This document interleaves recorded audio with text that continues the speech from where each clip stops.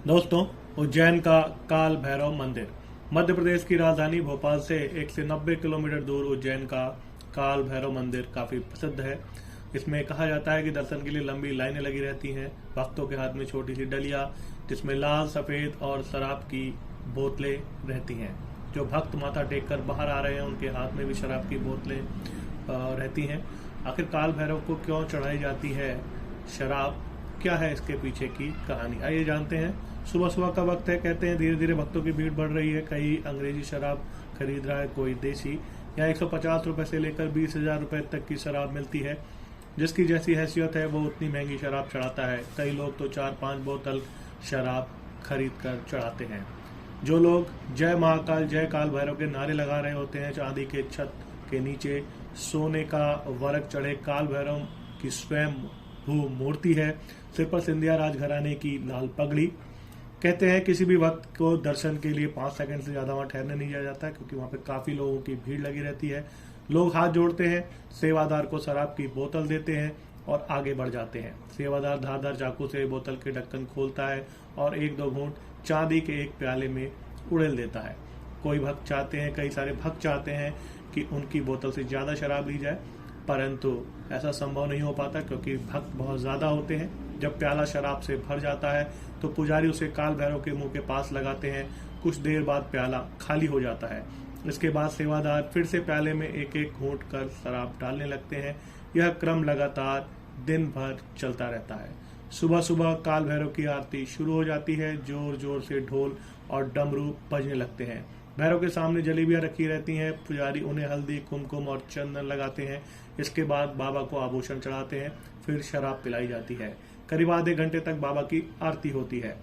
इसके जो पुजारी हैं संजय चतुर्वेदी, जो कहते हैं कि उनका परिवार इस मंदिर में 200 साल से पंडिताई कर रहा है, वे बताते हैं बाबा की हर दिन में 3 तरह की पूजा होती है। सात्विक पूजा, राजसिक पूजा और तामसिक पूजा।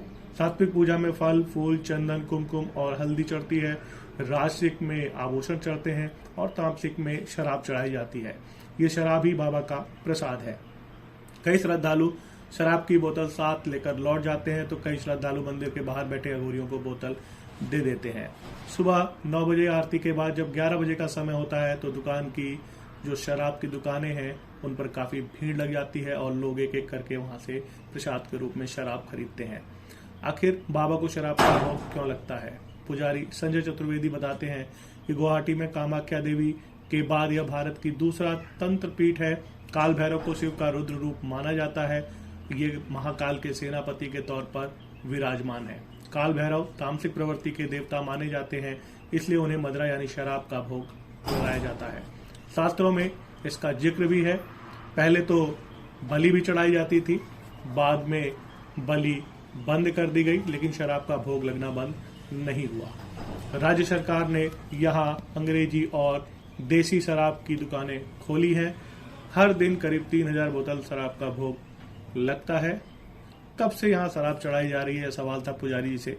उन्होंने कहा, संजय चतुर्वेदी कहते हैं, या तो किसी को नहीं पता कि कब से यहाँ काल भैरव बाबा को शराब का भोग लगाया जा रहा है, परंतु सदियों पुरानी परंपरा है। ये हमारे दादा बाबा भी यहाँ पुजारी रहे हैं, वे सभी शराब का भोग लगाते थे और हम भी यही कर रहे हैं। पीढ़ी दर पीढ़ी यह परंपरा चली आ रही है। काल भैरव मंदिर से कुछ कदमों की दूरी पर ही विक्रांत भैरव मंदिर है। जो लोग तंत्र साधना के लिए आते हैं वे काल भैरव का दर्शन करने के बाद यहाँ पर जरूर आते हैं। यहाँ बड़ा सा शमशान भी है जहाँ अघोरी और साधु तंत्र साधना में जुटे रहते हैं। यहाँ से करीब 100 मीटर की दूरी पर मेलडी माता यानी सती का मंदिर है। यहाँ भक्तों की अच्छी खासी भीड़ है। बताने पर बात करने पर पता चलता है कि यहाँ आने वाला हर दूसरा व्यक्ति गुजरात और महाराष्ट्र से है। यहाँ 2 हवन कुंड हैं, एक में सूखे नारियल जल रहे होते हैं तथा दूसरे में सिंदूर और आटे से कुछ रेखाएं बना रहे होते हैं। मंदिर में माता की मूर्ति गुलाब के फूल से ढकी रहती है। ये माता बकरे की सवारी करती हैं। यहाँ पर भी माता को शराब का सेवन या भोग लगाया जाता है। कहते हैं 27 किलोमीटर एरिया में शराब की किलेबंदी की जाती है। ऐसा इसलिए किया जाता है कि उज्जैन में हर साल दुर्गाष्टमी के दिन नगर पूजा होती है, तब यहाँ के सभी देवी देवताओं को खास भोग लगाया जाता है। यहाँ के महालया और महामाया देवी को उज्जैन के कलेक्टर साहब शराब का भोग लगाते हैं। इस दौरान एक मटकी में शराब भरी जाती है और पंडित एवं पुजारी उसे अभिमंत्रित करते हैं। इसके बाद 27 किलोमीटर के एरिया में शराब की धार गिराई जाती है। कलेक्टर यह धार गिराते हैं। इस बात का ध्यान रखा जाता है कि धार टूटने ना पाए। मान्यता यह है कि इससे नगर सुरक्षित रहता है और कोई आपदा नहीं आती है। मंदिर की पुजारी इसके पीछे की क्या कहानी बताते हैं, ये जानते हैं। बहुत पुरानी बात है। उज्जैन में जो भी राजा बनता था वो एक दिन से ज्यादा जिंदा नहीं रह पाता था। इससे हर कोई परेशान रहता था। जब विक्रमादित्य उज्जैन के राजा बने तो उन्होंने यहाँ के सभी देव देवताओं को कई तरीके से भोग लगाया, विशेष पूजा की। इससे महामाया और महामाल्या देवी प्रसन्न हुई। उन्होंने राजा से वर मांगने को कहा। राजा ने कहा कि माता, अब इस प्रथा को बंद कर दीजिए कि सिंहासन पर बैठते ही राजा की मृत्यु हो जाती है। देवियों ने राजा को वर दिया और उन्होंने कहा आगे ऐसा नहीं होगा, लेकिन एक शर्त भी रखी। उन्होंने कहा हर साल दुर्गा अष्टमी को नगर पूजा होनी चाहिए। तब से ही यह परंपरा चली आ रही है। राजा ने यह भी वादा किया था कि महाकाल ही यहाँ के राजा होंगे। इसी वजह से प्रदेश का कोई भी मुख्यमंत्री रात में उज्जैन में नहीं रुकता है। चूंकि कलेक्टर जिले का मुखिया होता है, इसलिए हर साल उसे ही शराब की धार गिरानी होती है।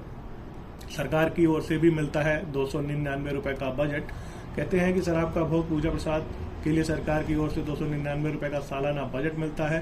सालों से इतना ही बजट तहसील कार्यालय से जारी किया जाता है। इसी बजट में पूजा, चुनरी, सिंदूर चढ़ाने से लेकर के पूजा की परंपरा निभानी होती है।